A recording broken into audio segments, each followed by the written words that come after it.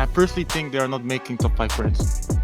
Ooh. To live up to the hype that they have, it's going to be very hard. Like, I think even if they top 2, it'd be a letdown. They get to grand finals now and they don't do well, but they still stuck to with each other. I am Edson and I'm from the Netherlands. Nice. Welcome to the hotline, man. What is your take?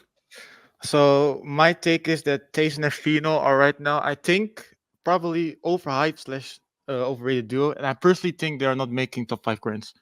Ooh. Overhyped as a duo and not making top 5 grands. Again, sorry, the I Dutch accent overhyped is them. crazy. I overhyped them. Okay. Yeah, I overhyped them. Okay. The reason why is because I think in season 1, chapter 5, major 1, first day they got, I think, top 2. And Yeah, they then were the last day, because of the search strat, they got like 15th, I think. Yeah. And right okay. now, in this season, the 6 dual cash cuts, I think they didn't qualify for 3s. And the last 3, I think they got like 15th and 10th. So I'm not really confident they're going to make it top 10 or Okay. top 5. Can I respond to this? Yeah, please do. Yeah, Jump please in. do, yeah. So my response to you is, first of all, Tayson and Veno, that's like 2 of the top 10 greatest players of all time. So I know. To live up to the hype that they have, it's gonna be very hard. Like, I think even if they top 2, it'd be a letdown.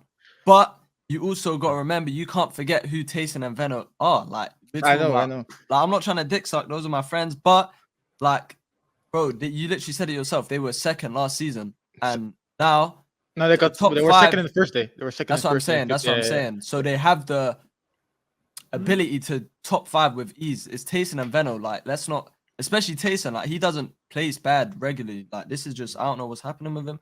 But I would agree with you. But today, when I was watching them, they were playing some beautiful Fortnite. So I think they will top 5. But I don't disagree with you. I do think they're overrated. But it's hard to not be overrated with them 2 on one team. True. That's my take.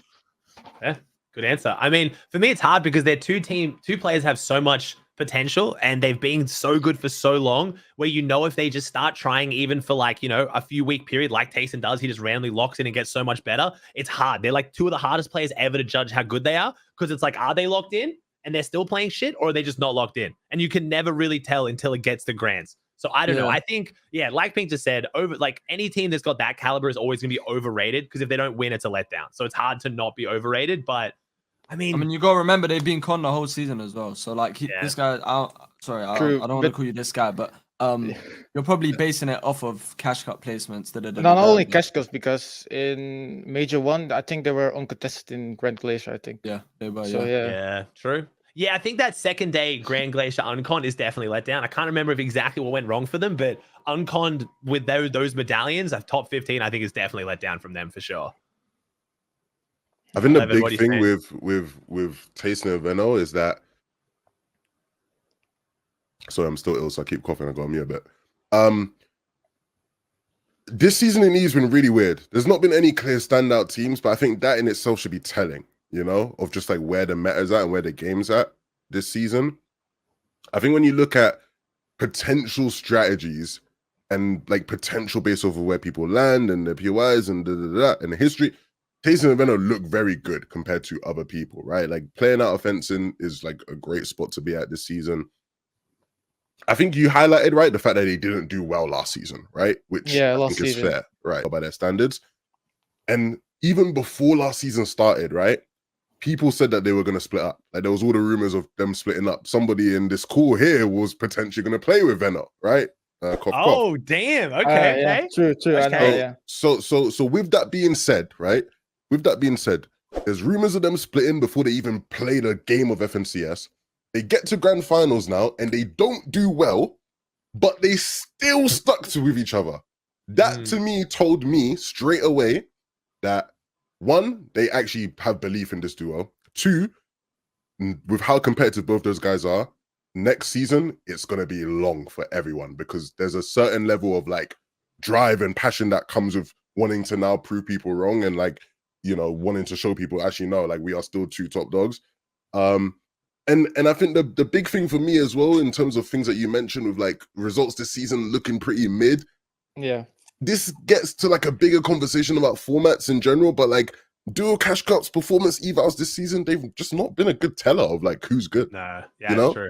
Like you That look is at true. like the lobbies, even if you were to go back to look at some of those Duo Cash Cup lobbies, right? Like a lot of these lobbies, you wouldn't even be able to tell it's like some of them look like Noble Div 3 sessions, you know, respect to Noble. Shout out to my guy Boot. Like the lobbies of these tournaments just haven't been great. The level of play just hasn't been great.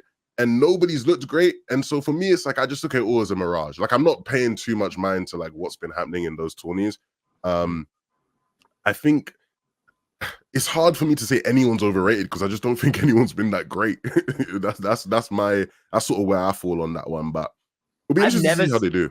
I've never seen people's opinion more divided on who wins a region before. NA's Peterbot POIs still get a bunch of spotlight, and now they've only got one team con or whatever. But EU, I don't think I've ever had a season in recent history I can remember where there's just been a complete lack of agreement on who is the favorite. I don't think if you got 100 players together, I think you'd have the biggest split we've ever seen in who they think. I think people are sleeping on like Cammy and Seti. I see people saying Marius is gonna win. We're gonna win. Who else do they say is gonna win? Malibu Canal. Honestly, you and your team, you and Vico and Marius and Senga were probably getting the most hype coming into actual like semifinals because you guys won both weeks back to back. Marius and Senga have been dominating everything, but Marius and Senga are now heavily conned. Every time they were dominating, there was uncon Underworld. Now they're triple conned.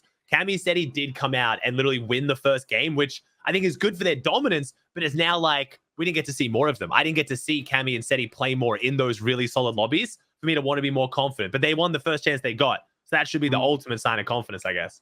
I think, like, I don't want to like knock myself down too much, but obviously Cammy and Seti work with blood, so I see like what's happening, and they're cooking, man. It's gonna be hard to beat them.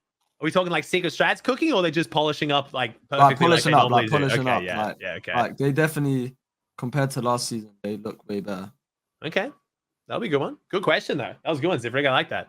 Hey, if you enjoyed that video, you can watch the full podcast right here. Just click on it, watch the full episode. You've already watched this video. You might as well watch the full podcast right here. Go on, click it.